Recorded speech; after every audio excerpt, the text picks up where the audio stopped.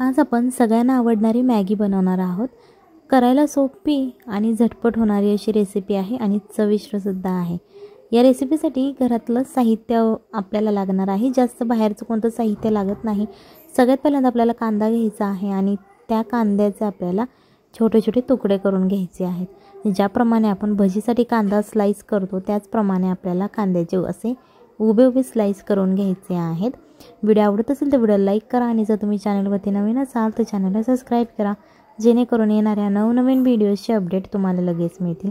ज्याप्रमाणे आपण भजी करण्यासाठी कांदा असा सुट्टा करून घेतो त्याचप्रमाणे हा सुद्धा कांदा आपल्याला सुट्टा करून घ्यायचा आहे।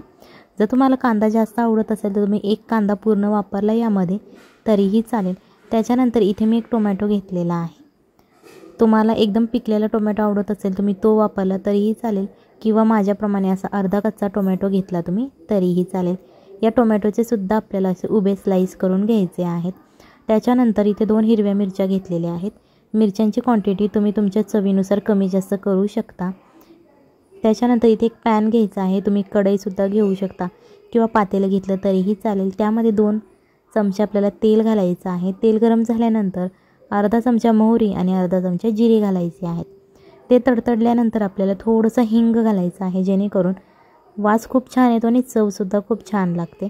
त्याच्यानंतर आपण ज्या 2 हिरव्या मिरच्या कट करून घेतल्या होत्या मधून त्या आपल्याला घ्यायच्या आहेत आणि याच तेलामध्ये टाकून त्या थोड्याशा फ्राय करायच्या आहेत।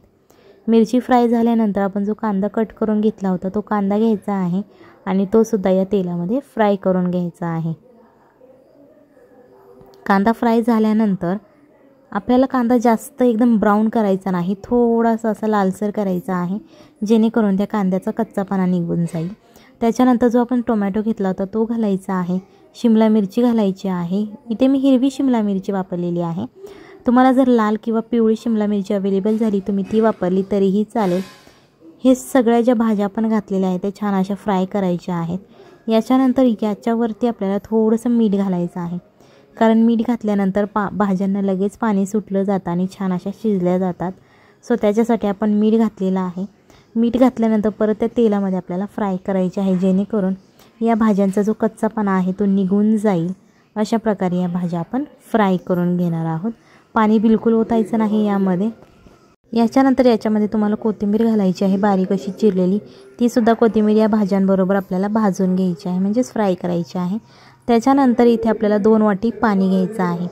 जर तुम्ही मॅगीचं 1 पाकिट वापरत असाल तर त्याच्यासाठी तुम्हाला 2 वाटी पाणी घ्यावं लागेल, आणि जर तुम्ही मॅगीची 2 पाकिटं वापरत असाल तर त्याच्यासाठी तुम्हाला 2 वाट्या असं 4 वाटी तुम्हाला पाणी घ्यावं लागेल।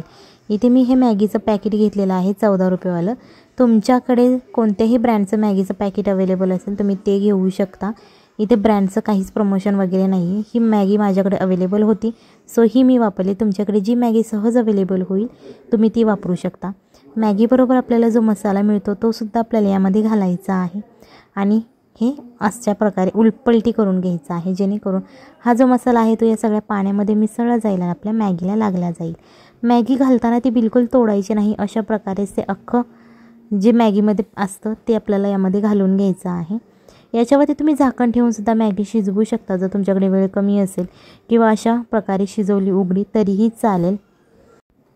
ही रेसिपी नक्की एकदा घरी ट्राय करा, आपल्या फॅमिलीला खाऊ घाला आणि मग मला कमेंटमध्ये सांगा कशी झाली होती। यामध्ये 1 चमचा आपल्याला रेड चिली फ्लेक्स घालायचे आहेत। जर तुमच्याकडे रेड चिली फ्लेक्स अवेलेबल नसेल, तुम्ही घरामध्ये लाल मिरची अवेलेबल असेल तुमच्या घरामध्ये तर ती तुम्ही मिक्सरमध्ये जाडसर अशी वाटून घेऊ शकता, जेणेकरून तुमचे रेड चिली फ्लेक्स तयार होतील आणि ते तुम्ही घालायचे आहेत। याच्यानंतर काजू घ्यायचे आहेत। इथे मी 3 ते 4 काजू घेतलेले आहेत। त्याच्या आपल्याला अशा प्रकारे उभ्या पाकळ्या करायच्या आहेत आणि त्यासुद्धा यामध्ये घालायच्या आहेत। ही रेसिपी तुम्ही नक्की घरी ट्राय करा। चला तर मग भेटूयात पुढच्या एका नवीन रेसिपी बरोबर। तोपर्यंत बाय बाय, टाटा।